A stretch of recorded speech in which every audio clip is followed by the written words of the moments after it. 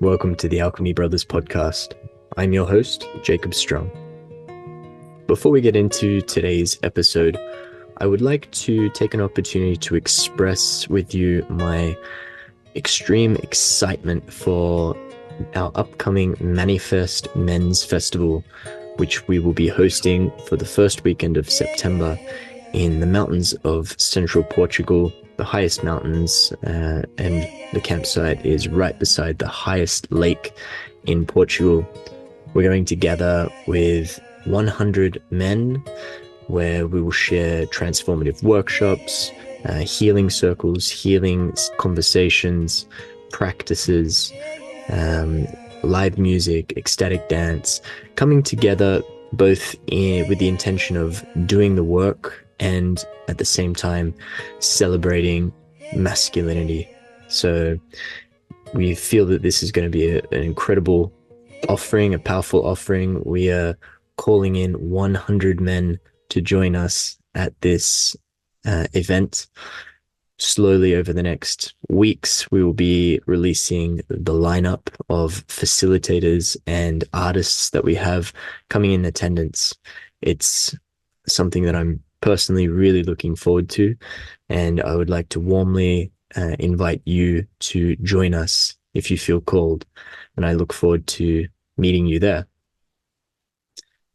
My guest today is Tim Rowe, and Tim will actually be joining us at Manifest. He'll be sharing a workshop around the use of word, language, poetry, metaphor in approaching vulnerability and emotional expression.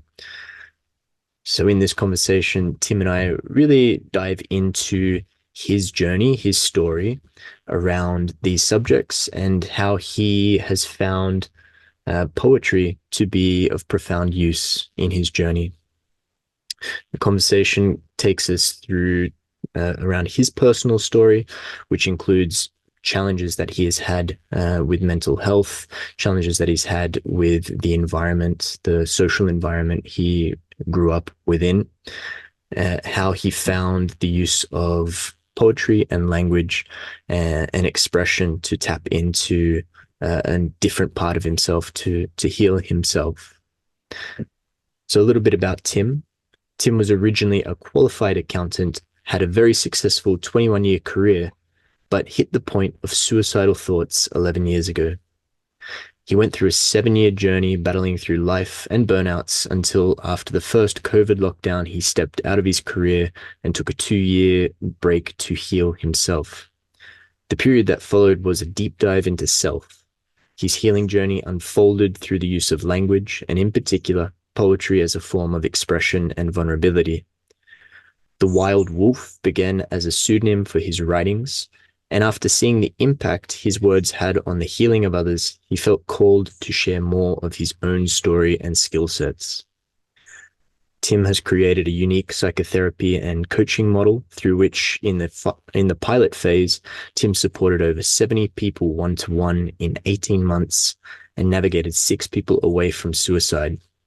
Tim is now in a process of refining and implementing his model to address the issues he sees within the industry. It's a very deep conversation that Tim and I get into, one that I hope that you will receive and appreciate. But it does come with a bit of an advisory note that about halfway through the conversation, we do get into discussion about Tim's experience with suicidal ideation. So if this is a subject that is particularly sensitive to you, I would recommend perhaps taking a moment to decide whether or not that part of the conversation is what you would like to go into. However, the way that we discuss it and Tim's reflections on it, I feel has a lot to offer for those that are in particularly challenging relationship with that subject. And also to say that if you are having particularly strong mental health challenges right now, if suicide is something that has come to your mind, please reach out to somebody for support, reach out to a friend, family member, somebody on a more professional basis, um, or reach out to our organization, we can provide links to the right people, and we would like to support you in whatever way we can. So with that, I will leave you with this conversation with Tim. Tim, thanks for joining me today. Thanks, Jacob. Good to be here. Tim and I were just having quite a deep conversation outside of the recording, and I have a sense it's going to be a beautiful conversation that we share today. But before we get into it, maybe let's just take a moment to settle in, check in with ourselves, check in with the body. And for the listener, you might like to keep the eyes open. Maybe you want to keep the eyes closed, whatever feels good for you. But I invite you to just take a small moment of pause in your day and turn your attention inward.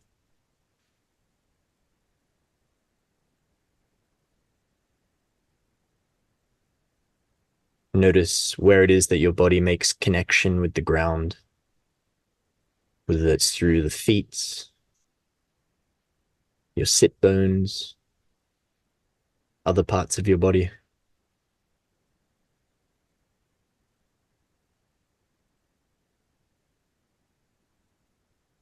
Noticing the natural rhythm of your breath.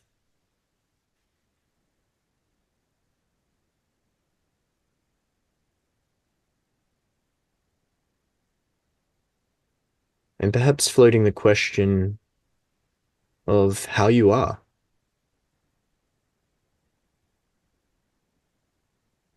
How do you feel now in this moment?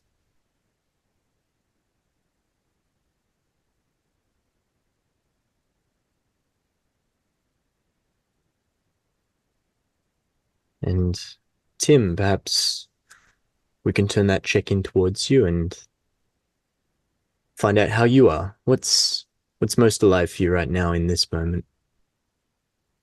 That's interesting. Actually, going into that, I was sort of started a bit nervous, sort of quite excited, but nervous about sort of doing this with you. And that's just taken me into this really present moment, sort of like feeling a lot more tension around the shoulders and things, which I know that this conversation we're about to have, and based on what we've just been talking about and things, it's almost like lifted up some baggage, which is I think going to come out during this talk. So yeah, I'm feeling very content, very comfortable, very relaxed, but I feel like I'm ready to offload some things which have been holding my voice back for a long time. So yeah, that's where I'm at actually at the moment. So. Mm. Yeah, I'm actually in resonance with you around this feeling of relaxation. I think conversation that we had before the recording was, it seemed somehow to plug me into something bigger.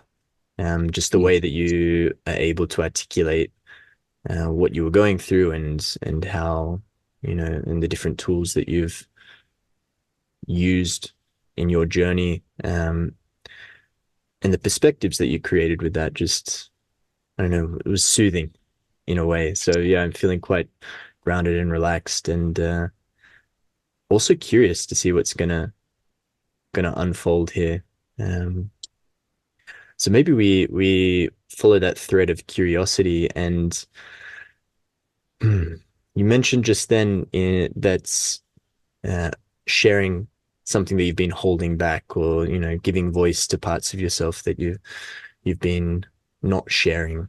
So maybe we dive in straight to there. Is that a good landing point? Yep. What does Yeah, that we can go there. voice have to say? It's an interesting one. That this is, as I mentioned in the call before this, this is the first interview I've done. This is the first time I've sat with somebody and been interviewed and asked questions on camera about things. My journey has been hidden behind poetry and words on page.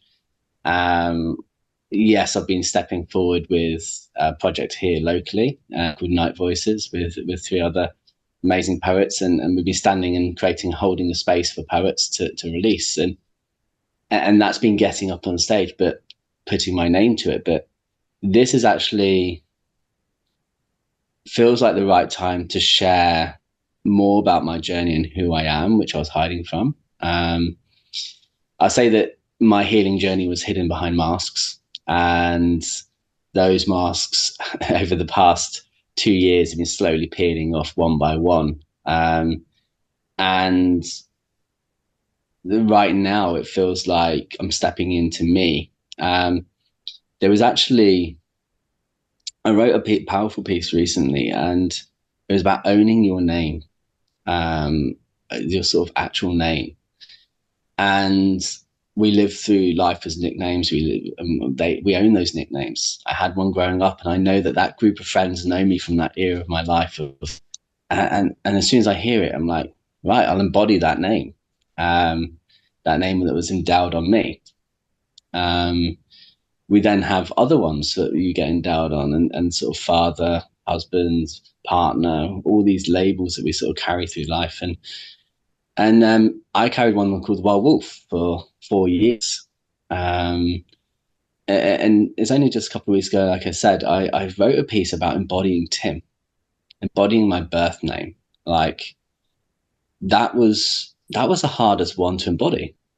It was one that I didn't choose. It was given to me. Like, who is Tim? I didn't know that. And this, I think, is actually going, yeah, no, actually, I am Tim. This is me, and I'm owning myself.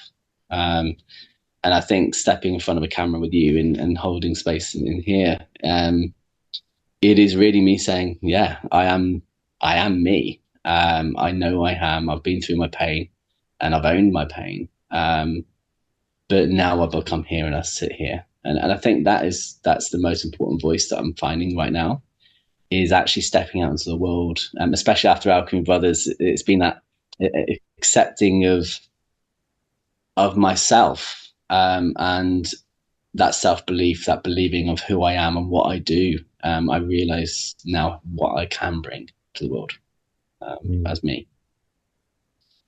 Yeah, I have an interesting relationship with name as well.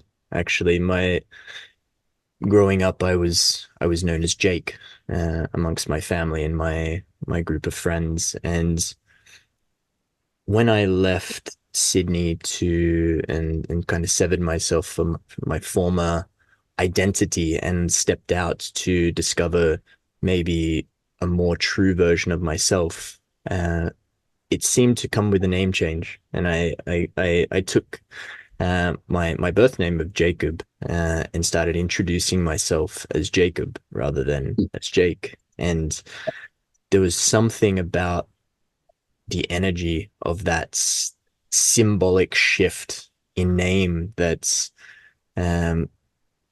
enabled me to claim something about myself. And I'm still struggling to find, ways to describe that experience. But Jacob is different than Jake. And Yeah. Jacob is, I feel, a more truer representation of me. So yeah, resonate with that journey towards Tim.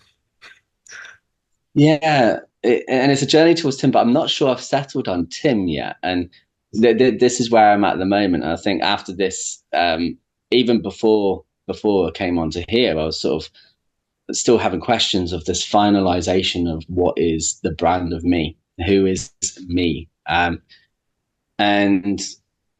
when I look back at my life, sort of, yeah, that each name's played a role in those. And at the moment, that there's been a bit of cross identity in the sense of having the Wild Wolf. Is that me? Or is it a product? Is it a business? How's this? And for me, that I embodied everything that name gave. Like, it gave me the strength, it gave me the courage, it gave me the ability to release my vulnerability. Tim, well, he disappeared like when he was a little kid. So, like, who is that Tim? Where is he? What's he been doing? And then you've got a name which I've never ever called myself, which is Timothy, and that one came up last week, and I was like, "Ooh, was that how?" So it is sort of playing around with which one resonates and which one's going to be like you with Jacob. It's sort of, I know you as Jacob, I couldn't imagine calling you as Jake. You have all the traits of Jacob to me. So yeah, at the moment it's an interesting sort of settling. I think it's still an integration phase after Alchemy Brothers retreat, the immersion, and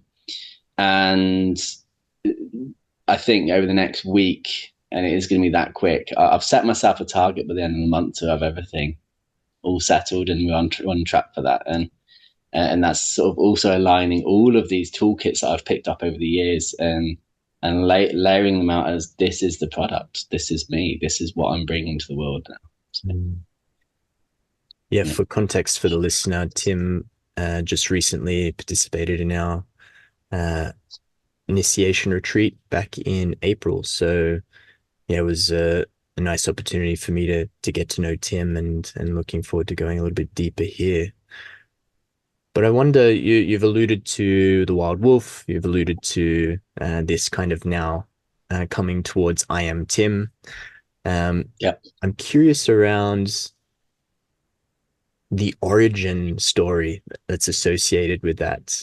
So I wonder, obviously, the whole story is the story, right? But I wonder if there's maybe one or two big moments for you when you look back that transitions us into the wild wolf and to I am Tim, and maybe also what the wild wolf is, to paint that for the listener. Okay. Yeah. So the first one really comes back to just over 11 years ago. I reached a point where life was, to me, it hit a point. I felt failure in every aspect, and I wrote some words of like, I literally wrote a list of all my failures in life, and they weren't actual failures. But in that moment of time, everything crashed around me, and you see everything as failure as a son, as a father, as a brother, as a colleague, as a manager, as a husband, everything, and it crashed. Life just crashed around me, and shortly after that, I got divorced, and I hit a point where I literally felt like, even though I hadn't done anything stupid and committed suicide, I got to that point of being at a cliff and didn't do it. I saw the lights to sort of my kids to sort of stay, and to fight.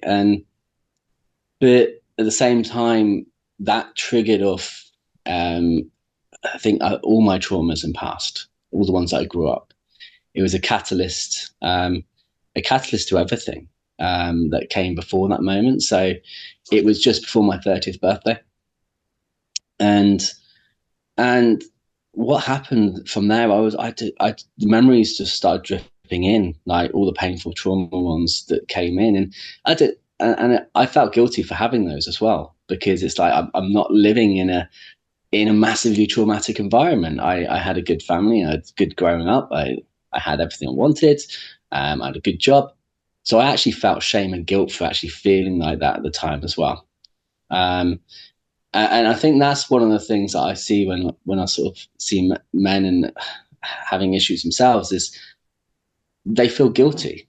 We're so easily seeing on screen and in the news of real traumatic scenarios, and we think that PTSD has to be because we've been to war or been to somewhere in an environment that is hostile or being abused heavily, or we're told these stories in movies and everything that they're so bad, and that is real trauma, and it's not. Trauma is anything that shifts our landscape to a point where we get stuck in this fight-flight system. And what it led me to be is I was diagnosed with PTSD, anxiety, and depression, and I kept reliving memories, and they're over and over and over again. And it was the same memory. There was one where, after I told my kids that I was leaving, I was in the garage on my knees, and I literally screamed so hard that I felt my heart just rip out of the chest. That's the only metaphor I can give it. It felt like someone plunged in and pulled it out. And it felt empty from then. It didn't really fill. It never really filled. And I carried on. I plowed myself into work. And every time I was alone, it's sort of like I sort of lived to excess for a long time. It was like working, sleeping, drinking, working, sleeping, drinking. That was basically the cycle, was just going on. And then it hit COVID, and everything sort of just changed. There was another catalytic traumatic event that happened in my life, and it just felt like everything crashing again. And this time I started writing. From nowhere, I just started writing. And I carried on writing, and I'd never written before. I wrote one poem when I was a kid, which got into a school competition, and this time I wrote some words which said, it's just a scribble on my notepad at work, and it said, "Be a werewolf. Do not suffer to the sacrilege of the society of the sheep around you. Live the life you deserve to live." And those words just sat on the page, and I looked at them and I went, "What?" And I showed them to some people, and they're like, "That's really good. That's powerful." And I was like, I don't know where it's come from. It's that my subconscious had obviously just spilled these words out onto page, and it happened again, and it happened again. And I was just like, this is strange. Where is this flowing from? And then I put it online. I put it on Instagram anonymously as the werewolf, and shortly after, a couple of months after, I sort of left that work. I had a great career in finance, but I left it and spent 2 years basically writing poetry. I'd had my savings in the pot, and I was like, I'm actually going to do this. I'm the problem right now. I need dissolution. I need to find me and what fixes me. And what I did is explored everything I could from home. It was still COVID times. Still travel was restricted. I tried a bit of yoga teacher training. I did a lot of meditation. I was exploring everything inside me to try and find the answers. And what happened was poetry sort of healed me. It was poetry which was the key, the metaphors that were held inside. And I realized that the metaphors were actually the gateway to unpicking all of this, to rewire. I used an analogy that our brain is like a computer program. And every single time that something happens from the moment we're born, it gives us a line of code in our brain. If this happens to me, do this. If this happens, and we're building up this line of code, all these codes. And the metaphor I used at this point of my life of sort of working here is like I was a broken bit of code. Like I'd been working on financial systems, and I could rewrite a report and fix issues. So why can't I fix my code? How do I unpick and change those? And what is a tool? And what I actually found is poetry can unpick the tool, unpick that code and rewrite the code. Like I was sat in my memories and I just meditated into them, and I was like, why do they keep coming back? Why do they keep coming back? Like it was always the same memories. What am I missing? What am I not learning? Why do I have to continue to feel this pain of these memories? And then I started writing them in different ways. And each one I ended with a little bit of gratitude in that. And that's what the werewolf was doing. He was rewriting his own metaphors. But what I would then do is reflect on them a few days later or a week later and write a caption in response to that, which then rewrote it again. So it was almost, I was feeling the emotion, putting it into words, and then reflecting back and going, oh, I see that differently now. In that moment of pain, in that moment of trauma, that I'm feeling it in my body, that I'm feeling and expressing it, it's in that moment that I can't see through the light. I can't see through that darkness at that point. I have to feel it. I have to feel the pain. I have to release the pain. I have to embody it to really accept it, so it doesn't come up anymore. I want to hold it in me. I want to feel every element of that. And it hurt. It does hurt. But then I reflected, and once I've done it, it was releasing. And once it did the first one, then the next one, and the next one, and the next one. And I realized that poetry was more powerful than I could imagine. So the werewolf it got a bit popular. It started getting following and people liking it, which then empowered me to write more. And then I started writing collaborations competitions, which invited others to join me and finish my own poem. I would start a poem and then they would finish it.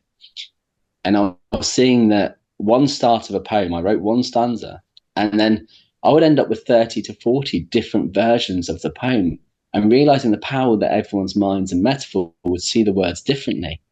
But it was healing them.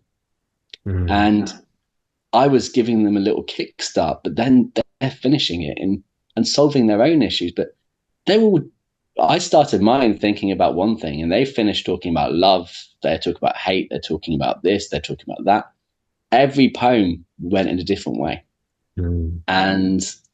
And it carried on, and I kind of embodied it. And from then on, I decided to sell everything, and create a business called Wellbeing, which was right. Let's now do something. I've healed myself. I continually have things that come up, and I use poetry and I use other toolkits now that work. I do barefoot walking. I do a lot of grounding, a lot of energy work. But if something comes up, poetry is my first level. I'll write, and I'll embody that.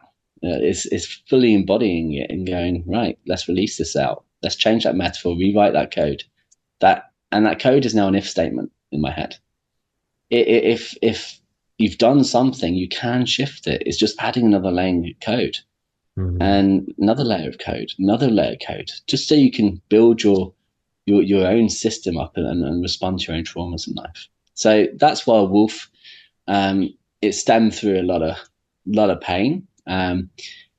But what I've actually realized is that being vulnerable in that poetry allowed me to be vulnerable. It taught me to be vulnerable. It taught me to not be scared to be vulnerable and self. And it wasn't an easy journey. I live in a small island, and the first time that my friends found out I was writing poetry, I'll never forget it. I walked into the pub, and they were laughing. They were joking about my words, and they wanted to get them printed on T-shirts and stuff. And that was they were my darkest bits. These were my traumas. These were my pains. And I stopped writing for 9 months at that point. So I've been writing for a little while, and then I took about 9 months out, and I had to then refine the acceptance and courage to do it in knowing that some people would know that I am writing. And that then needed me to go through another comfort barrier. I was writing scenes, but it did block off everything. And I had to fight that bit in a different way. And then it's about stepping into these comfort zones and sort of just going, right, yeah, I am feeling uncomfortable. Let's sit in that uncomfortable space a little bit. Or I did it alone, and people don't need to do it alone. They have people like you, they have people like me and others that I now know, that when I started my journey 11 years ago as a man who was suffering with mental health, you couldn't talk, you couldn't share, you couldn't speak of it. I remember being told that the perception, if I shared that I had suffered from a mental health period, sort of a breakdown and such, that the perception of me as a manager would be questioned. The perception of me in any capacity would be questioned. And now we're not in that place. We don't have to be in that place. People know. We life is full of emotion. It is ups and downs, and we could. It's weird now.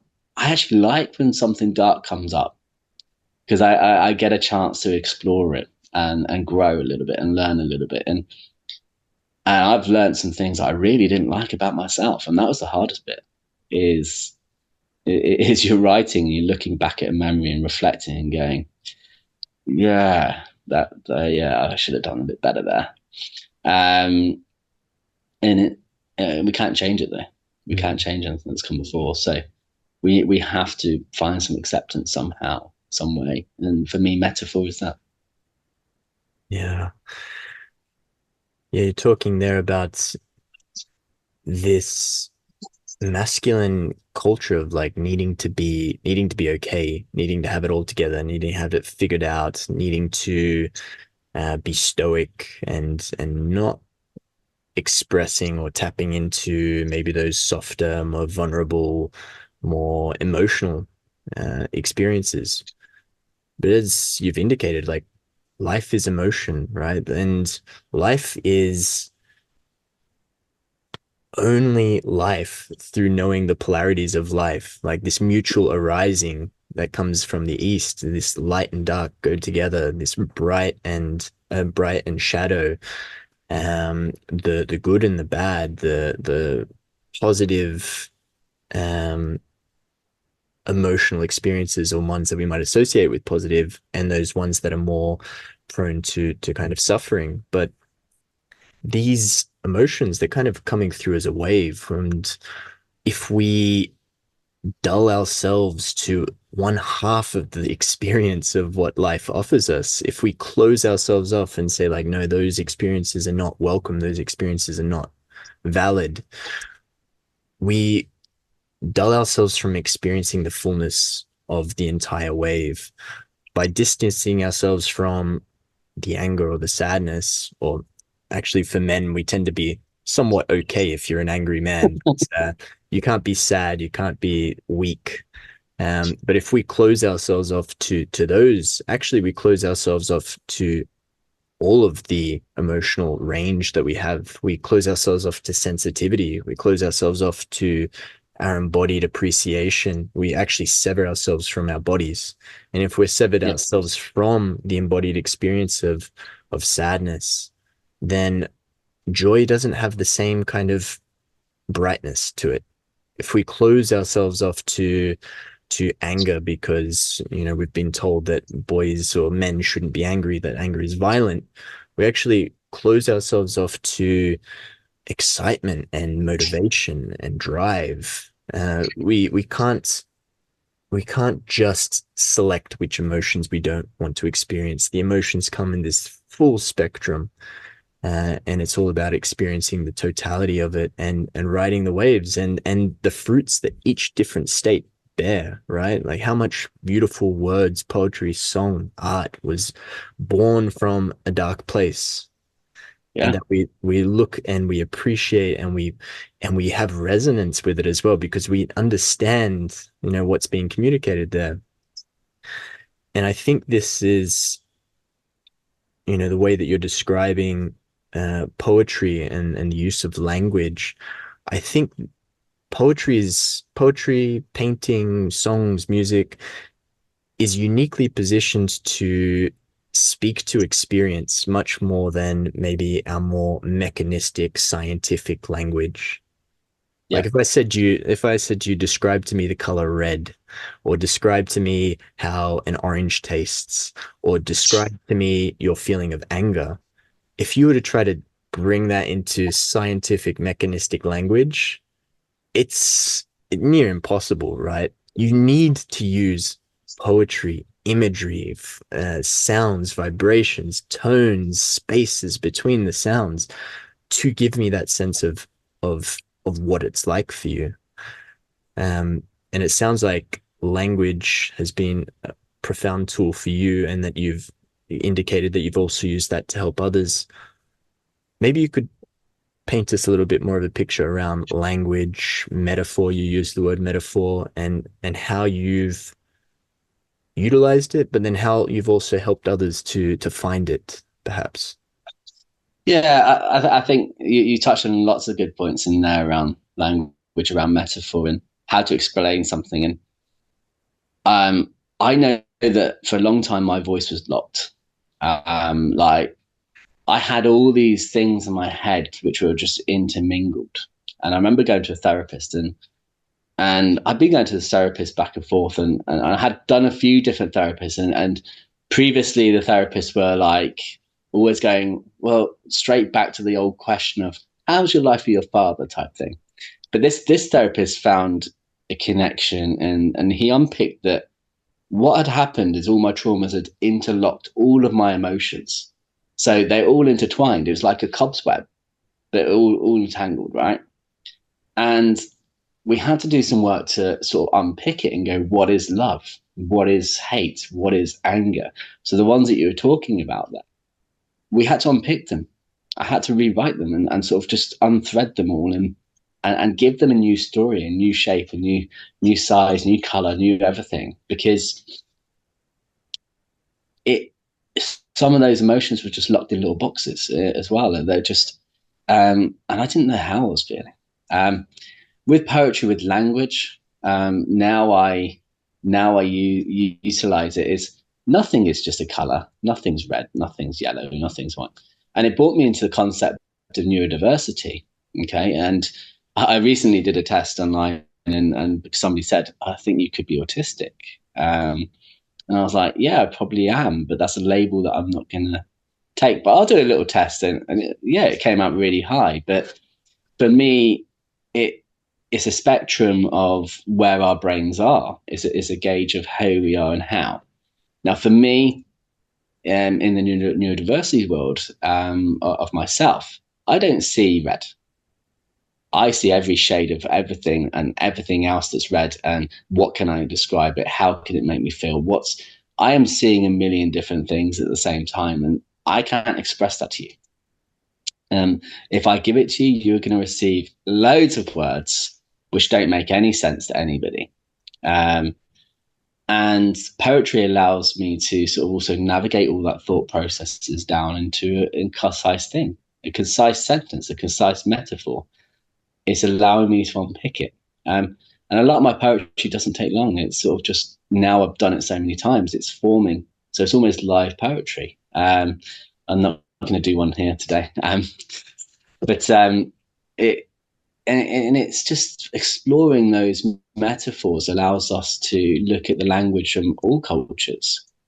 I've recently been looking at the Bible, and the Bible is a lot of metaphor. Like our religious backgrounds are metaphors. You look at Buddhism, they're metaphors. You look at the Sanskrits, they're metaphors. Our culture of language has been throughout the ages based on metaphors to explain one little thing. The English language itself works on a basis that there's so many different meanings to the same word. And I'm now I've been sort of qualifying clean coaching. I'm currently working on my accreditation to be ICF accredited with them. And clean language is a coaching methodology. It's a framework of language. It cleans up the language to work on a metaphorical landscape. So I actually found a sort of coaching methodology which works effectively like poetry. So it adds a framework to help people. And been working with a few people, and the sort of trainers, Marion and Caitlin, who run the course, that when they took me through this, it sort of plugged into how poetry works and how that worked for me, because everything is a metaphorical landscape. When we're talking, we use metaphors to explain things, everything. And I've been told that poetry is feminine. No. To me, poetry is extreme masculine. It's masculine to have the courage to express your emotions in a way that someone else wouldn't. That's courage. That is, it is more sensual. It's more passionate. It's more loving. It's more caring. It expresses pain in the way that pain should be expressed. That is our language. And when you look at the forefathers of whole of history, art is across cave walls. It is, we have art to express how we feel, what the emotions are. I've got a picture up here of a puffin from a friend, and that puffin, I see it makes me smile.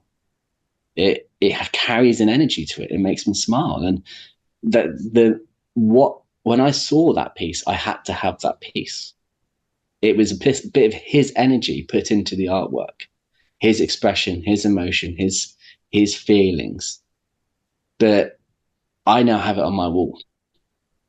It's no longer a piece of him anymore. He put it in there, but it's almost like he's coded that piece of artwork just perfectly, because now it brings out a memory in me, which is always a happy memory. It is joy. It is happiness. It is the feeling when my son smiled at his first smile. That, even just then, that was poetry of me explaining that. We got to sort of understand that The English language is quite closed off. If we look at the Japanese languages and the Eastern languages, there's a lot of flow, a lot of vibration, and it changes. You've got it shifts us. Like the concept of I'm Yikin and Reiki, and I do sort of healing work there. And if I say the word Ikarina, it just flows. It's just a vibration, and it's beautiful. And the French language, is everyone hears it, and it's that romantic part of language. You can't not feel romantic when you hear the language. Language carries emotion. Language allows us to express, allows us to feel, and it's helping people unpick that. I do a lot of collaboration work online with poetry. At the moment, I've got about 50 people that I'm writing with, and I tend to write with people from across the world. And I invite to collab. And what will happen is they write the first part of the poem. They pick a theme, they pick a topic, and they write their first half, and I'll finish it for them. I'll write the second half. And I haven't really understood how powerful that has been for some. And I remember doing one with a poet on her inner child. Like, she wrote this first part of the poem, and she was searching in her for this child, and she couldn't find it. It was lost. It was hiding. She couldn't find it. And I remember sitting down, and when I write, I sit down and I immerse down, and I'm going to really embrace into these words. Like, I'll read that person's words over and over and over and over again until I'm in them, until I'm feeling the emotion of them. And then I ask myself, what do they need to know?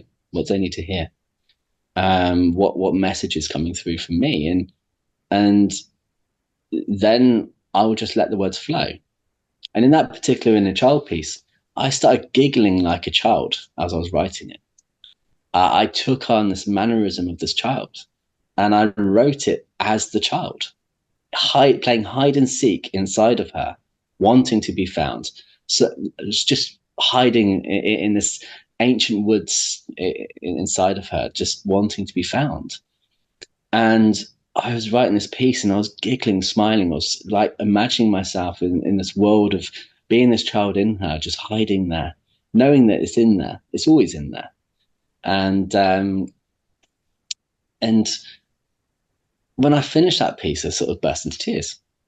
Yes, that's something that's come out of me more and more over the years, is tears. And I love it when I cry now. I used to hate it. It used to be a weakness. It used to be a feminine act, apparently. It's sort of something that showed me that I'm not masculine. I'm not a man. And but now I'm like, yeah, I've got that. That's great. And when I do these pieces with people, I really do feel their emotion and sort of, and then we put it out to the world, and I put a design to it. I put a context to it. I put a voice to it, as well, but a different stance. I'm doing that reflective piece that I was doing for myself.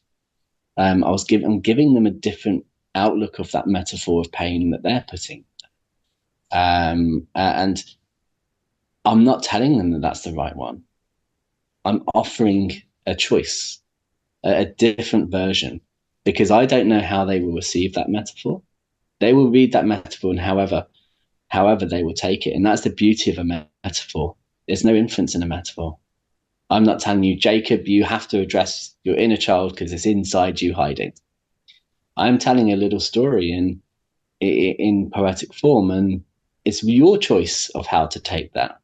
You can go and find it. You can not want to find it. You can ignore it. That is completely your choice. Mm-hmm. But it offers a different landscape, a different dream, a different vision, a different way to express into that. And at times in life, when I was going through my healing, I always got told direct statements. Right, you have to do this. You can't do that. You need to do this. You need to eat better. You need to do this. You need to stop smoking. You need to stop drinking. All of these things we're told to be the things that will help us be really healthy again. And actually, they're not, because I've seen people be happy doing these things. That's not the key to happiness. The key to happiness is, like you said, feeling the full spectrum of those emotions. And when I sort of, I've had a conversation since I got back from Portugal, and to my mate, I said, why is my life currently, I have this massive high, like so excited, so happy, feeling this, it's fantastic. I guarantee on the same day, something will land, which will bring me right thudding down the complete opposite route. And I'm like, oh, yeah. And it's a complete humbling in that moment. It's like, yeah. It's almost like, yes. But it needs to be. If you're going to go high so far, so high, the crash to anywhere is going to be further away. And the same, if you're going to crash further, it is a harder place to get back up. But if you're doing it all the time, you will go in these flows and it will just balance. You can then balance how you want the flows manually yourself. You can breathe into it. You can not do the things that create that such excitement. But I don't want to stop doing the things that create that massive excitement. I want to do those. I want to feel those. I want to have those moments of adventure, of that wildness. And I did it in Portugal. I wasn't meant to be in Portugal. I landed there. I surrendered and landed there. And on the day, late, just because one guy messaged me, and the next thing I know, I'm at the airport landing in Portugal in surrender. And I wouldn't have done that if I didn't embrace that high. What came after was some lows. Yeah, that's fine. I had to go deep and dark into my stuff, but that's what I chose. That is what I chose. Yeah. Yeah, just to pull on that that idea of surrender as well. There's this, I see that there's two ways that we can meet surrender. There's surrender in the sense of like flaccidity, giving up. But then there's also surrender in the sense of acceptance and choice and willingly allowing, whether that's emotional experience to come through, whether that's the experience of life to flow through. I like the words, this too shall pass. When I'm in these peak experiences or these really low experiences, knowing that just enjoy the ride because it's going to change inevitably. And then when you reach that next peak, you're going to inevitably come back down. And, life is unfolding in this wave. And if we can find a way to surrender with acceptance, we can maybe ride that wave with a little more grace, a little more composure, a little more this bigger understanding of maybe happiness or joy that exists, when we consider the totality of that. I wanted to, just reflect on how this journey seems to have brought you into, words that you're using as you're expressing through poetry around, expression, vulnerability, the tears running down your face, empathy, being able to connect in with the feelings of another, to put yourself into that place. And it seems that where you're at now is in a bit of a stark difference to, I think it was 11 years ago, you said, where that wasn't so much available to you. I wonder if you have a sense of perhaps the context or the environment, or what changed or what is changing where, you as a man 11 years ago, approaching those subjects, emotions, vulnerability, in a very different way to what you are now. So I wonder if there's something that comes through around that transition, or the environment, the context that you found yourself in. Yeah, I think the environment is, don't get me wrong, at the moment, where I am at the moment is, I miss a lot of things. I am lonely, but I'm not feeling the emotion of loneliness as a negative thing. It's sort of, I've had to accept everything that's happened in the past. And God, it's very easy to go, that's your fault, that's their fault, this is where I'm at now in the environment is, I probably 11 years ago I was looking at that was you, that was not me, and that's easy for us never to take acceptance and responsibility and accountability of our action. Yes, I still get infuriated. Yes, I get angry, and we need those moments of expression of those. For me, what I've actually found more recently in my journey is that having some proper close friends who we can share those moments of like out in our environment, that is really important. We need those spaces. And for men, we don't actually have to do that space. The male culture, I always use the old pub landlord. The pub landlord used to be almost like the therapist for men back in the ages of in England, and we don't have the concept of that anymore. Those sort of structures which were organically built for a man to go into the pub and go, oh, my wife's done this, my son's done this has happened at work.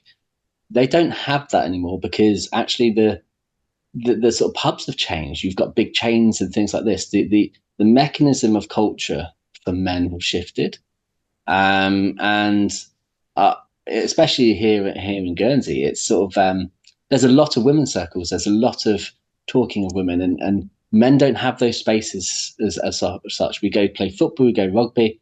We do it physically in movement. Yeah, I used to play football, and 90 minutes on a football pitch, that was it.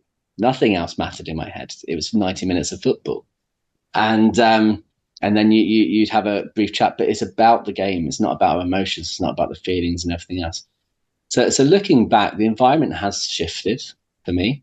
I am trying to create more spaces and more vulnerability because I believe that we do need to be more vulnerable as men, especially in the world now. Like the male suicide rate is so high. The male fatality rate is so high, and I read some statistics in America that really scared me around it, and I think that one of them was basically the one thing to sort of know if you're going to die early is being born male, and that statement really hurt me because I sold everything 2 years ago based on the question of how do I prevent one more life being taken from suicide. And I had this conversation with Sunny Mills, a psychotherapist, and we launched the business together. She was a psychotherapist, and I sort of backed it with myself and selling everything. And the environment is changing,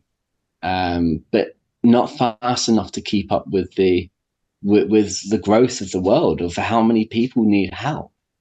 It is hard to sort of do this work and try to sort of provide spaces, because you have to change the stigmas of the years which have been created of these words. Language, like surrender, you mentioned, it can mean two things.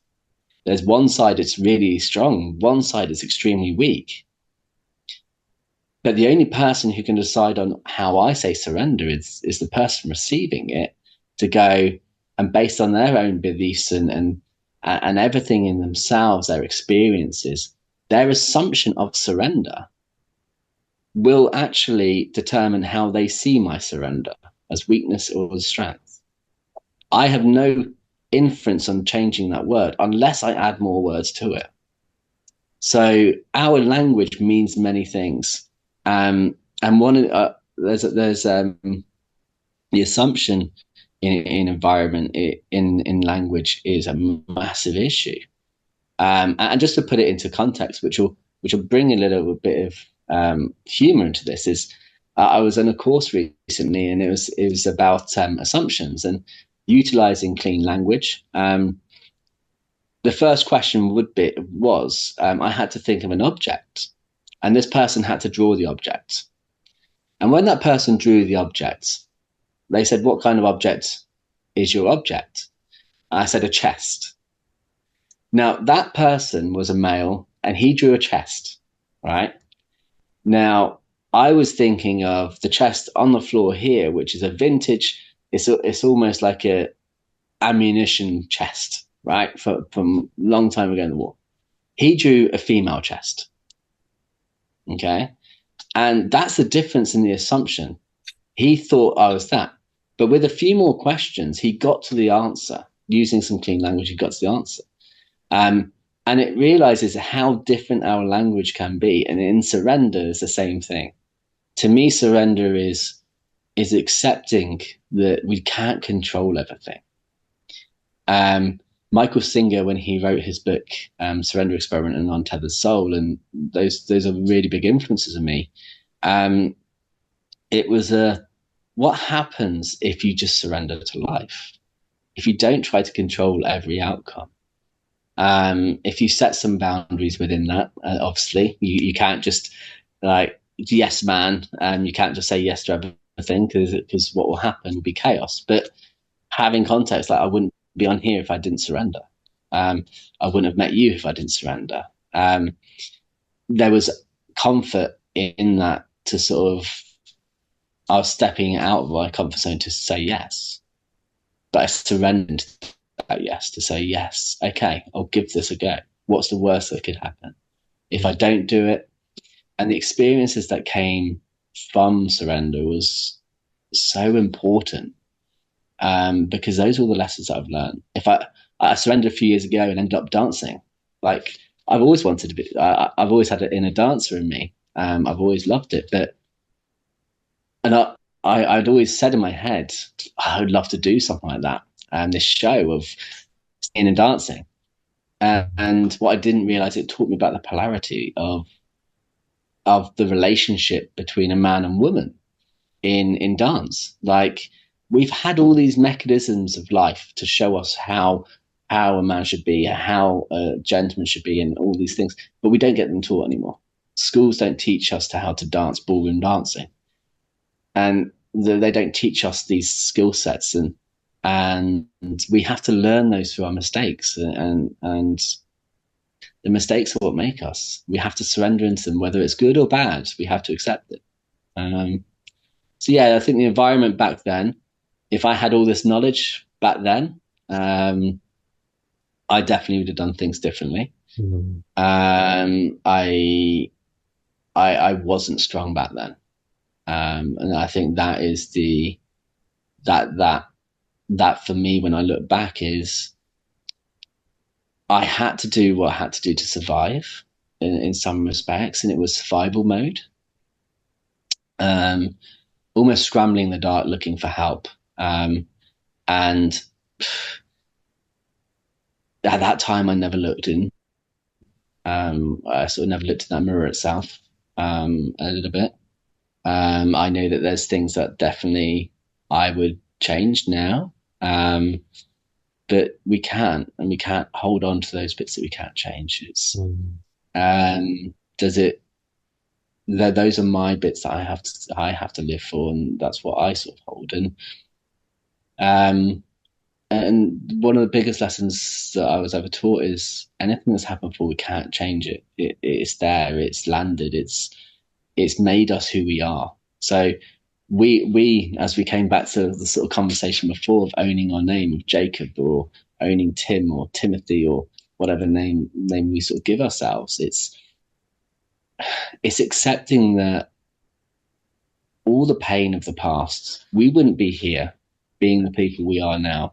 We wouldn't be helping the people we are now. We wouldn't be loving the way we are now. We wouldn't be so grateful for certain things the way we are now, if we hadn't experienced those pains of the past, if we hadn't made those mistakes, if we hadn't gone down the wrong way, if we hadn't made that stupid decision at that point in time that we can't change. All those things we hold on to and have guilt and shame. And to me, guilt and shame, when you embody guilt, it is horrible. It is like a weed that grows within us. It's got roots, and it's like a virus. It just attaches itself to every element of our life. Trauma holds in a space. It sticks in our body. Shame shrinks us in our body. When we start looking at the metaphors of these things, and we can start learning how they affect us, we can build the tools to regulate them, to sort of support them. So yes, we can have these highs and flows. We can get into these surrender points, but actually understanding our own metaphor for what is guilt to us, what is shame, what is love, what is hate. I believe metaphor gives us our own language to it. Not someone that we're taught, You have to love this way. You have to hate this way. You should love how you love, Jacob. I should love how I love. And I shouldn't be defined by okay, which love languages am I? What am I a touch person? Am I a sort of words of affirmation person? We're all a little bit of all of them. Depends on the scenario, depends on the moment, depends on the environment, and all these lessons that I've picked up over the years of it's about people centered. It's about who are you and how do we unpick your metaphor for each of these pieces without having the society, all those beliefs, all those systems that have been pushed into us. How do we unpick what is yours from all of that noise, all of that chaos? So you can actually breathe into your own love. You can breathe into your own hate. You can accept it in yourself and find your own truth. Yeah.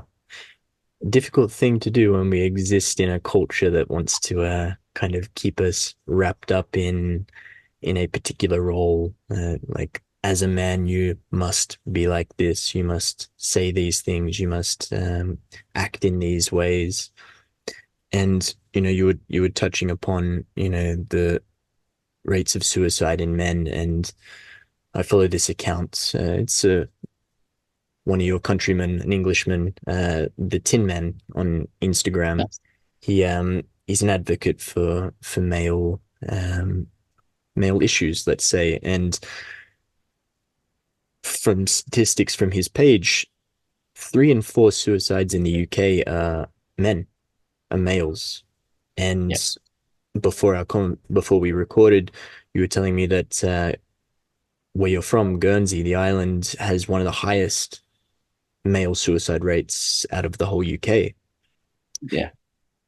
So yes, we exist as our individual selves, yet we are bound and wrapped within an environment, within a culture that makes it somewhat difficult to flourish and to become ourselves. And stepping out onto a path of healing, onto a path of trying to discover our own authentic selves, to rewrite the patterns, to rewrite stories, to rewrite maybe the culture and the environment. It's not a small thing, and it seems like you've cut against some of the stigmas that perhaps you were bound up within.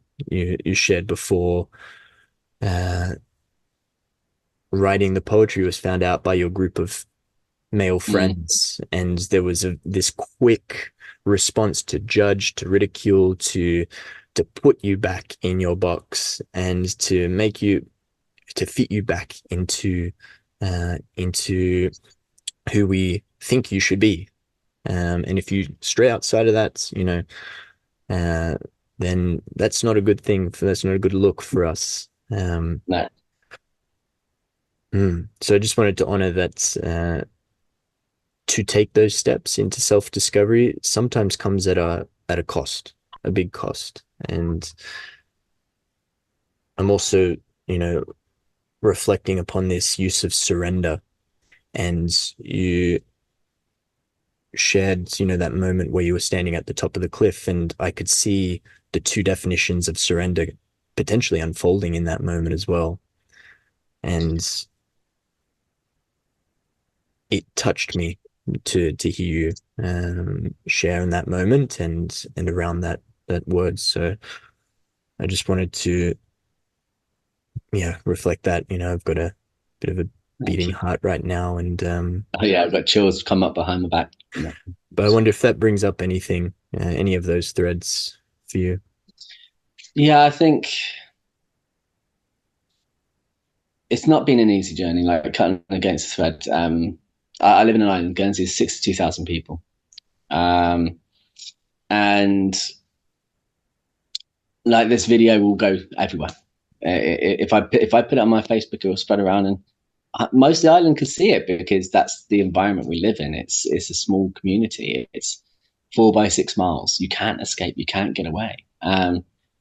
So yeah, I sort of I would say that a lot of my connections over the past few years have not been as many men, because that's been going through this journey. They don't get it. They don't understand it.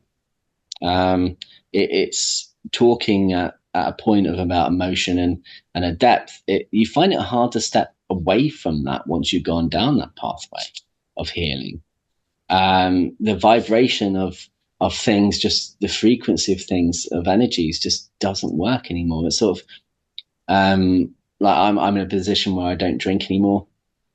I sort of suffered from health issues, celiac and hemochromatosis last year, so I'm gluten free. I don't drink. And all these dynamics are like, oh, you're gluten free. That label brings a sort of connotation.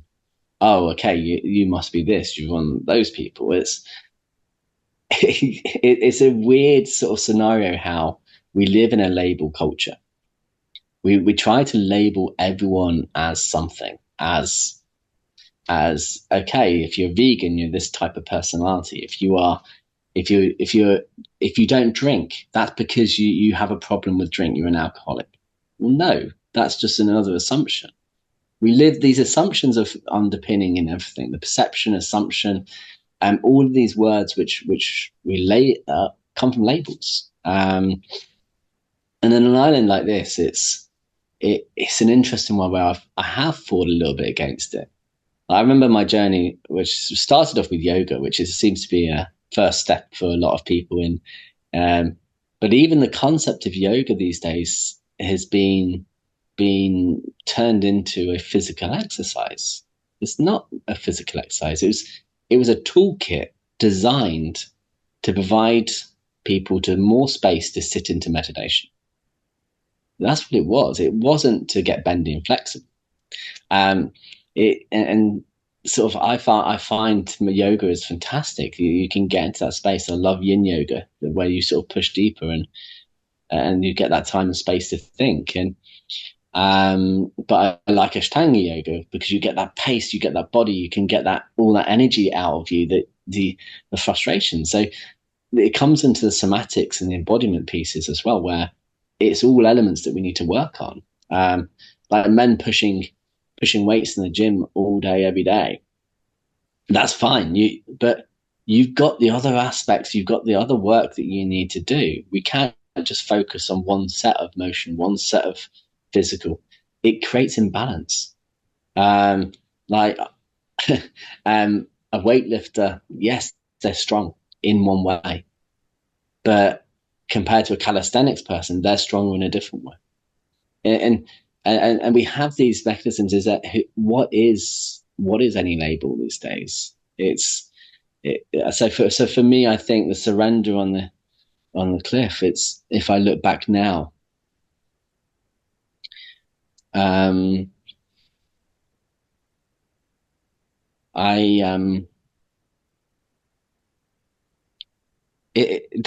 sort of, there's some truths that I haven't really shared, and that's really to sort of protect my kids, really. So some of those bits and pieces. And when I'd locked that memory up in a box inside me. It was deep. It was deep inside me, that one. And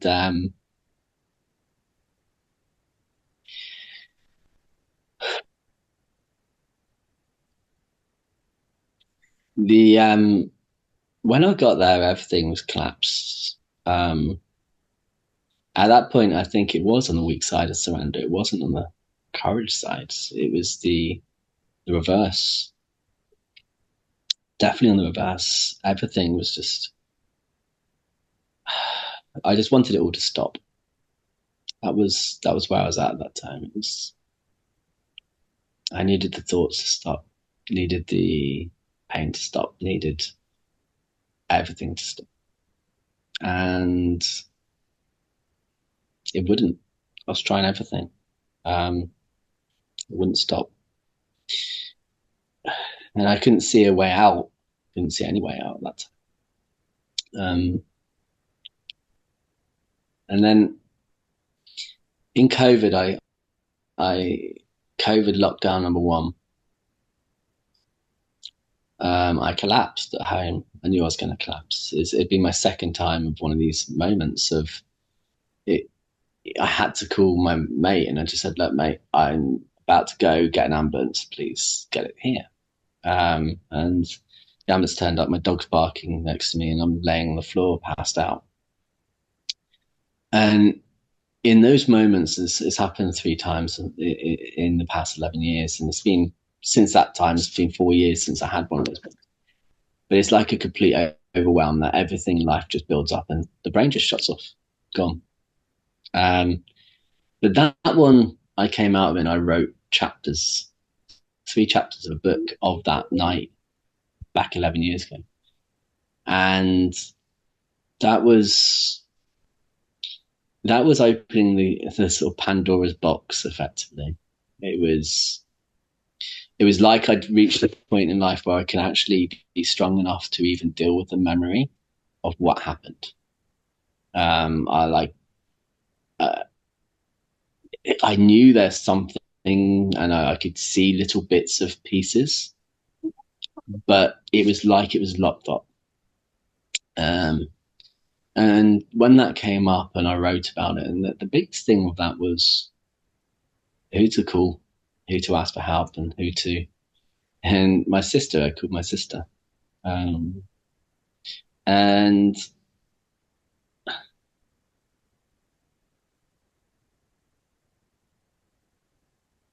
it was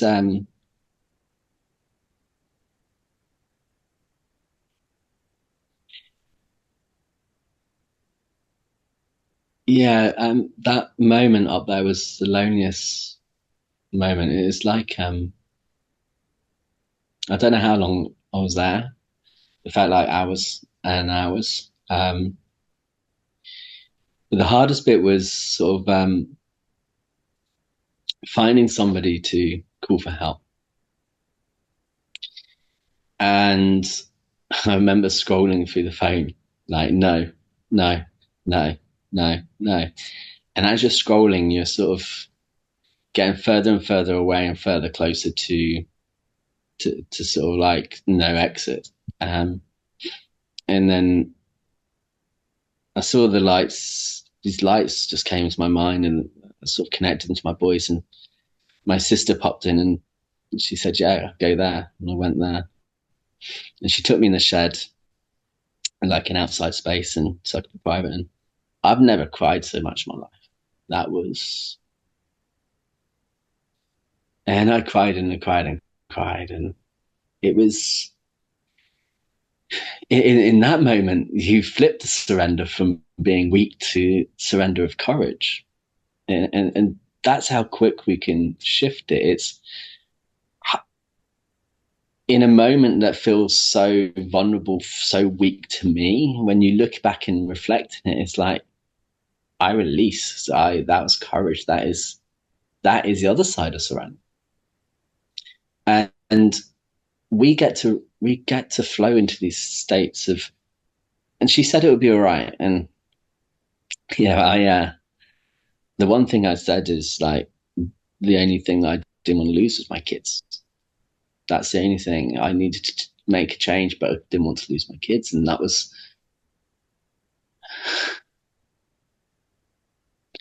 and I think it was a couple of weeks later, it was New Year's, and then, from then, kind of did lose a lot more than I expected out of that scenario. But if I hadn't done that, I'm not sure I'd be here today. I needed to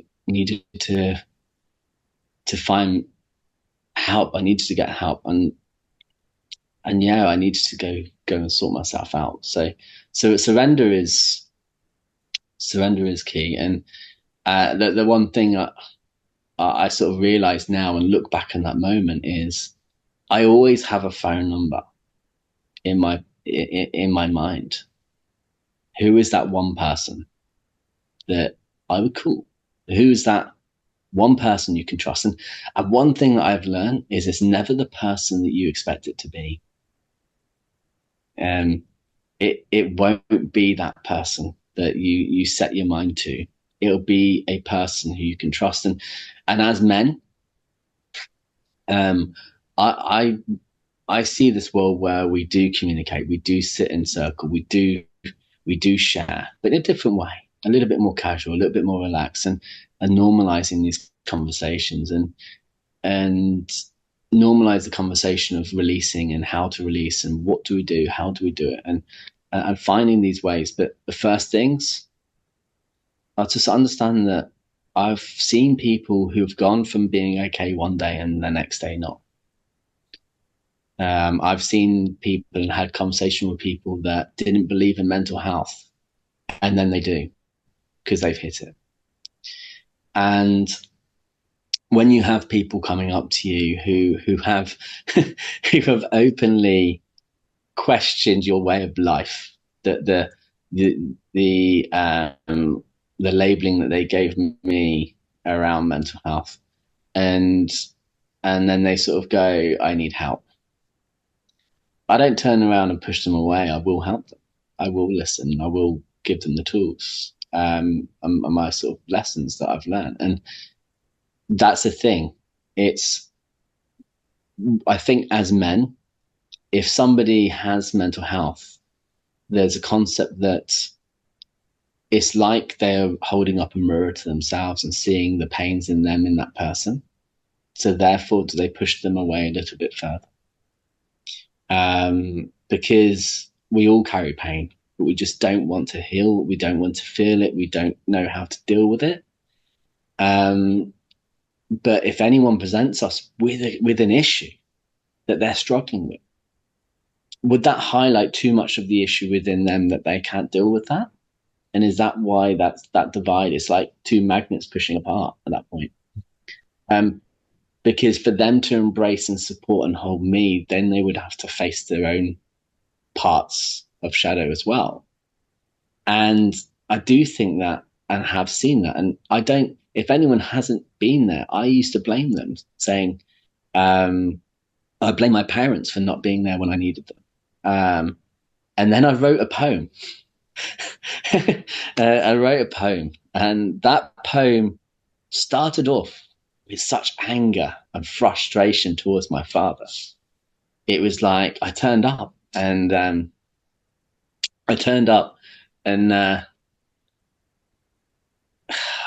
was, they told me that they'd be there if anything happened again. So I tested the theory. I tested that theory, and I turned up and I said, "Dad, I'm struggling. I can't cope anymore. I can't deal with life anymore. I can't deal with this." And this is obviously going back for 4 years or so now. And he, his response was, "I can't help you with that, mate, but check out my garden state," is the first line of this poem. And my dad is, he's never been one to talk, or never been one to hold space or listen. And the thing is, I was so furious. I was angry at that. And I embodied that anger. Like, I didn't go back for a while. I'd sort of just avoided that scenario because I didn't want to go into that environment again. And comes back to the environments. And then I sat down and I wrote this poem, and it started. And it ended with that poem calling him a hero. And that's the beauty of working through with metaphor and understanding it. It starts off, you weren't there. You almost put me in the grave is basically what it starts at, this poem. I'm talking in less metaphorical sense now, but that was my feeling that. But it ended up, I don't know what pain you've been through in your life. I don't know what you've seen, what you've felt. And I hope you can talk about that one day and let it go. But once upon a time, you were my hero.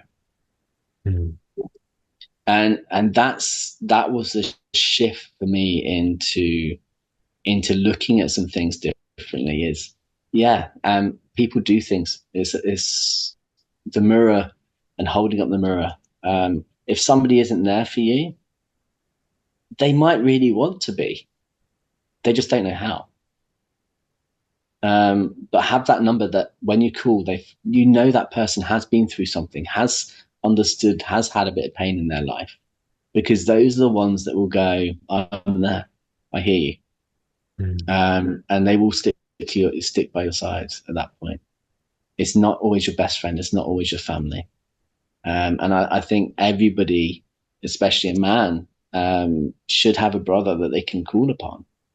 That contact in the phone, that if you know you're going to contact that, and I really admired recently the biker community, which was completely out there for me, but their concept of brotherhood that they maintain, and their ethics of what they do for each other. In society, there's a massive negative connotation, but I've never seen such a stronger hold between brothers as they hold. They're checking in. If you're not there on a Wednesday, you need a good reason not to be.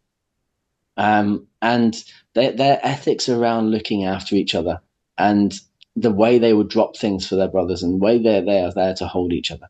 That is a community that we can learn from.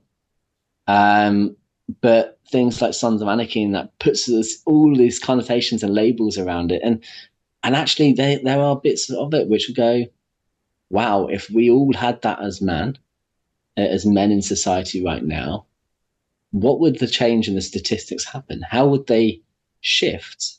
And I think there is that. We do need to look at ways differently. We've been living in this model, and this model isn't working. The society model for mental health is not working. The statistics you said, 3 and 4, right? That there is an issue there, but I'm not seeing enough noise about it. To me, this sounds like a pandemic of massive proportion for us. But why? Who's asking those questions of why? Why is that statistic of 3 to 4? Like, there is a massive split there that we need to sort of address, and we need to delve further into those. And we can only do that if men will open up and talk. Men will tell us what they want. Men, and that's the key bit, is feel safe, because there are men that will listen. Yeah, what was coming up firstly around the use of the word courage. I love the root of that word, which is with heart. And firstly, yeah, to honor that accepting or in your own redefinition of surrender, that took courage. To communicate and share that story took courage, and to use that as fuel as well to drive you in the work that you're now doing takes courage, and to do those things. And it's the stigma around masculinity and masculine groups. And if we see a group of men gathering together, all of the predefinitions and ideas that we have around that, they're probably gonna go get drunk and go do some crazy, go up to some crazy antics, or maybe they're gonna be violent, or maybe they're gonna. There's a lot of ideas that we have when we just see a group of men kind of gathering together, and in some ways, the stigmas and also those preconceptions, it drives us further apart. It puts barriers between us. It prevents us from coming together in ways like that. And I think part of the solution is you're right. It's coming together as men, but coming together perhaps in a more open, intentional way, through the spaces that we created, Alchemy Brothers, but through spaces that I think, I agree with you. Every man should have a brother or a group of brothers that they're connected with in more than just the superficial. It's more than just skin deep. They're able to reveal themselves. And if your intention is to be there in support of your friends, of your brothers, by definition, you need to be willing to be supported yourself. You can't be strong without also being vulnerable, And again, that word strong, right? It's like what is the traditional masculinity version of strong? It's like it's tough, it's emotionless, Yeah. but it's also takes a hell of a lot of strength to communicate your emotions when you may be the first man in your group that's tapping into that territory. It takes strength to navigate into the uncharted waters. It takes strength to encourage, to want to make a difference, to want to change something. So if we're able to reframe men gathering together, reframe the conversations that we have, um, and actually, be there for each other in a way that Yep. we haven't before. I think the change comes from within. It has to come from within us, and it has to ripple out from intentional spaces, from therapeutic spaces, from circles, from retreats, from whatever, containers we can create, but to awaken men to a different side of themselves such that they can go back to their groups and they can ripple out that vibration. And yeah, it sounds like hopefully the tide is beginning to shift in Guernsey, and that there is a few seeds of the new masculinity kind of starting to spread and ripple outward. And Hopefully, yeah. And I think a lot of the time is like I don't advocate for everyone to be as vulnerable as I am. That's not what I'm here to say. This is not, and I don't want to scare people, but saying, man, you have to be like this. You have to be so open and so transparent. No, no, no. That's a choice. That's a choice that I've made because I believe that people need to see some aspects of people where, as men, that are vulnerable to that point. But in the normal context of life, no, no, no. It's just come down a little bit. It's just we just step down that little bit, and I think conversation is fundamental. Like I can't hold conversations in the old ways that I used to. It's I want to talk. I want to know how you feel. I want to sort of how is life? How is things? What's going on? How does that make you feel? These sort of additional questions adds more. Um, like with clean language, it's so powerful. Like if you said something to me, all I just have to ask is what kind of, and then we can actually delve into a question. Is there anything else about that? How many times have we ever asked a little bit more? Like whereabouts is that? What is there? How do you express these things in utilizing language and conversation, and that can make a massive difference. And especially in the world now where we live in an online world, we're losing a lot of the personal connection. A lot of these spaces are now in a WhatsApp group, and I don't know about anyone else, but my WhatsApp groups, I can't keep up. You've got videos, GIFs, messages coming through. I'm like, I can't breathe in that space. It's just too much. Like, send me a message. Let me sit with it, and then I'll respond you back. And I brought out this concept of I'm actually looking out the window at the moment at two pigeons, so I'm going to mention it about pigeon mail. Like, what if we slowed down communication to that point and just said, actually, I'm going to send you a letter, right? Where I can actually express exactly how I feel because I only get that one chance to tell you. Rather than these little one-liners and messages which we can't capture, we can't read anymore, we can't get emotion, we can't feel it. Like if we grew up in the era of pigeon mail and sending that letter by pigeon to each other, you would sit there and you would read that.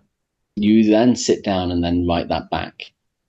You are then in a process. That's going to take you a little while. That's not like a 30-second message back. That is, I'm going to sit there for an hour and write you a letter, Jacob. And I'm going to tell you how I feel about whatever's happened in my life recently. You're only telling you about the main points, the real key things, what's going on with your family, what's going on with work. You are summarizing the key aspects of life to you. And you will express the bits that are more prominent to you. Mm. But we don't do those bits. We never delve any deeper than that artificial layer of, oh, what was the football score? What was the rugby score? What was, oh, it's always the top layer. And you just want to scratch that off and just go, well, what's underneath? How do you really feel?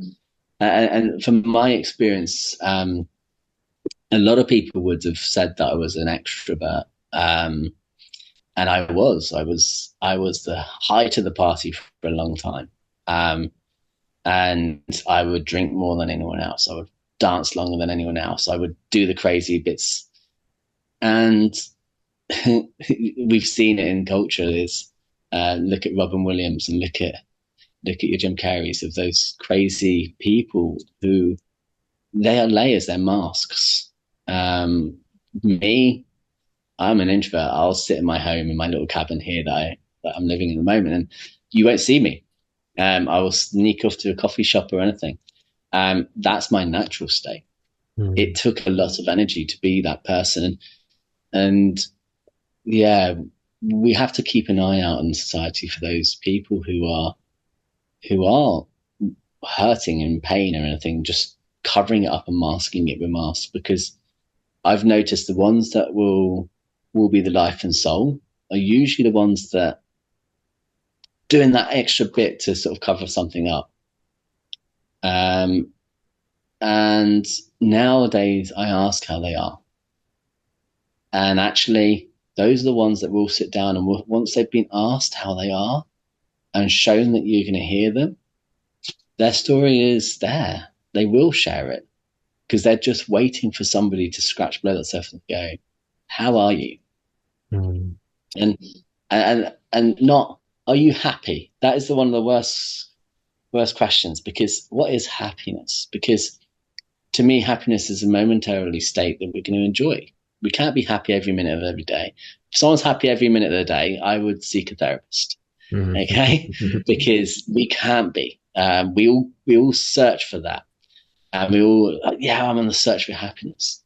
Search for content. Search for relaxed, chilled. Search for surrender. Search for that place where you can actually just go, my mind is still. Still is a word that I'm really enjoying at the moment. The sort of exploring of. I wrote a piece around peace yesterday, and posted it up online, and it was trying to understand peace, and what does peace really mean now? Because it's peace in the world. We've got a lot of chaos going on, in every aspect of the world at the moment, every bit of society. It's hard to find peace. What does peace really mean right now? And to me, it's finding that peace that's still. And I'm coming back to still, because still is a word where there's not many two different meanings. Still, just still.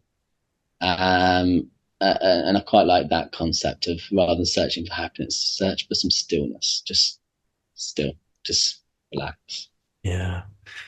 And I love this idea of the pigeon mail. I'll look forward to sitting down and getting out my best stationery as well. Exactly. It's a complete metaphor, but if I could run the business using pigeon mail, I would, because it's authentic. You've touched the paper, you've done that, you have felt it, you have lit the thing, you've put the stamp on, you've gone to the post box. It's a ritual. Sure. And Jose Silva's work, I'm not qualified in it, but I've explored a little bit of it in his story. And he went on these searches and he identified that ritual was fundamental in all of his work, that these things didn't happen without ritual. And we've lost the rituals in life, like the coffee shop. The coffee should be a ritual. Now it's an instant in a cup. It's sort of like you grab it, you're sort of on the go, you're drinking it. Everything is rushed. Like, why can't we slow down and have a coffee and press that coffee, brew that coffee, allow it, give it time, give it space, give us space. Everything in the world at the moment is fast, it's quick, it's dynamic, and technology is making it faster. AI is making it faster.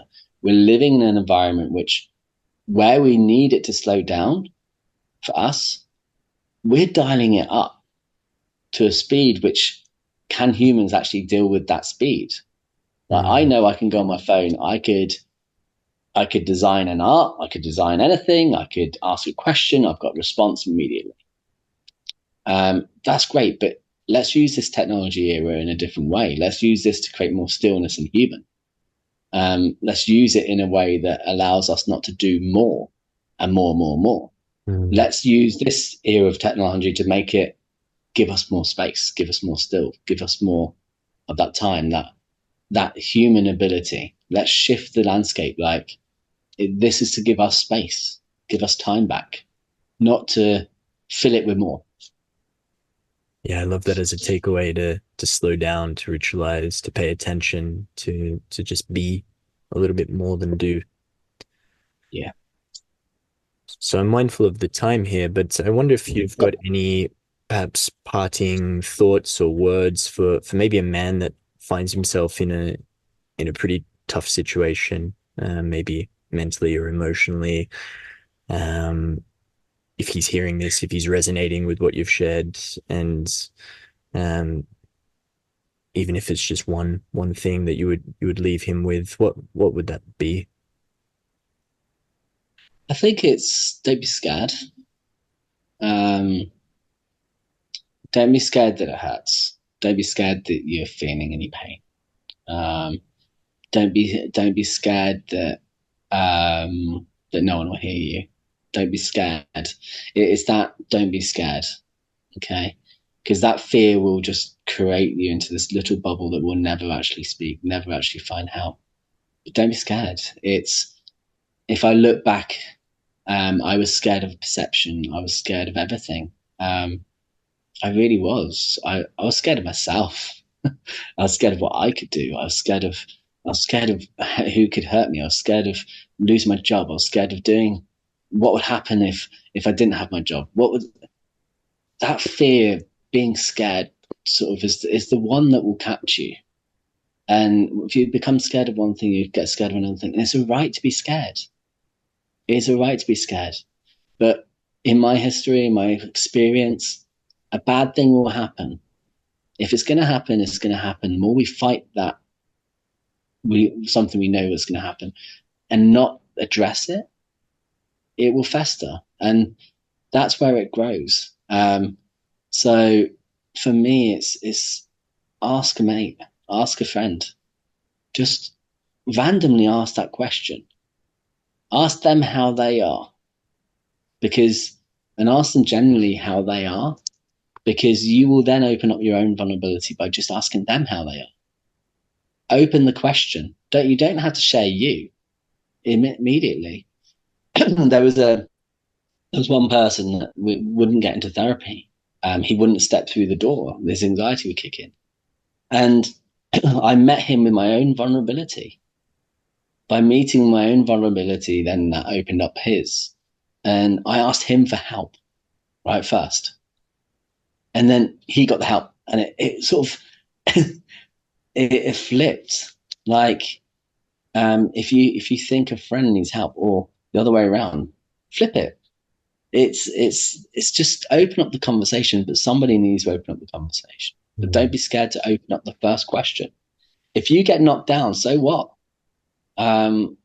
There's another person, and that somebody will listen to you, somebody will hear you, and somebody will hold you. Somebody will put their arms around you and give you a hug. And if not, check out Alchemy Brothers, or Wolf online, and we're there, and there's other places. And for me, I don't care who you pick up the phone to, just pick up the phone. If you want to, if you Google, there is enough people that will pick up the phone, but there is a lot of noise on there, and don't fear the noise. There is a lot of noise. Like, one of the things I've had a conversation with this week is, if I was looking for help right now and I went onto Google, what help am I looking for anymore? It's a lot of complicated words, okay? And those complicated words of saying everything from all the way from neuroscience to cognitive behavior therapy to NLP, ignore the words, okay? Ignore all the long twisted words that and just say it's a conversation. Mm-hmm. Okay, just Mm-hmm. ask for a conversation. Ignore it. Just those long words will actually push you away, because I know they're scary. Neuro linguistic programming. What's that doing to my brain? Cognitive behavior therapy. What are you changing in me?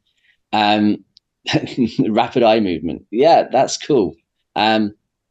Just we need to sort of change the language of how we talk about things for people as professionals. And I'm trying to do this to simplify it, because I'm like, well, okay, I've overcomplicated that. But we're in a world that needs a little bit more simple. And for men out there, it's not that scary when you look at it. Yes, give it a try. Give any of the therapies a try. You'll find one that works, and you'll find your own metaphor, your own journey. I can't tell you what it is, but I can help you find some answers to it, and that's a bit. It's you've got your own answers. You've got your own journey to find your guide, find your mentor, ask for help. Don't be scared. Open the conversation, slow down, simplify, pay attention. I think all beautiful messages for the listener, for the man who might need it. So yeah, also excited, Tim, to have you come and facilitate a workshop, a session at our upcoming Manifest Men's Festival. Yep. I would have already spoken to your involvement in the introduction. But yeah, just excited to have you with us, sharing your stories, sharing your work, sharing your words. And Yep. yeah, for someone who's curious about your work, where can they find you? What's the best direction? Yeah, go to Instagram, find me at the Werewolf, or search TJ Rowe on Instagram. Find me on there, drop me a message. It is going through transition, and it's change, it's transformation. That's where we are. We're forever changing, so go on that page, drop me a DM, and I will listen. I will talk to you. I will help, sort of. And if you want something, then I run based on what people want.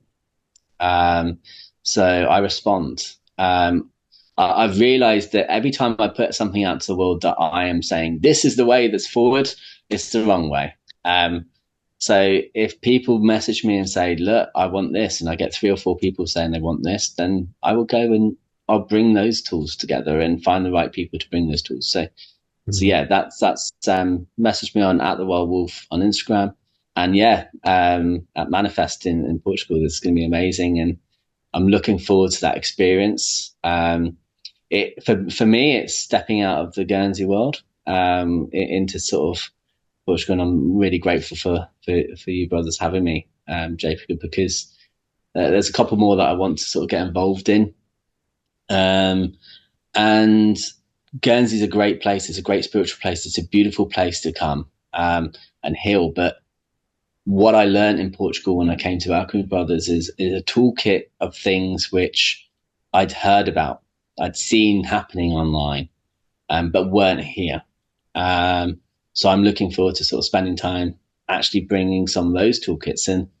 And Dom, who's one of the brothers, he used the word of describing shaman as the traditional sense of shaman as somebody who goes to a place to learn something and then brings it back. And really, by attending Manifest, by attending the Alchemy Brothers immersions, attending anything, it's all lessons. It might not be the right one for you, but you will guarantee to get something out of it. And that's the key bit. If you don't even turn up, you don't even know. But I wasn't going to turn up. I was dubious about man work. I really was before going to Portugal and sort of doing the immersion. I was like, no, that is not for me. That's not the world I sort of want to be in. And just like everything else, it's sort of you do it and you go, whoa, okay, yeah, I was in the right place at the right time. I learned some things, and now I want to learn those things. And I've delved in, and I know other people that have attended are learning it, and what you're doing and what you're creating there It's going to be a fabulous place where people could just have a go and explore themselves, and but being with other men, that courage, that strength, that masculinity that the society really goes on, it's infectious.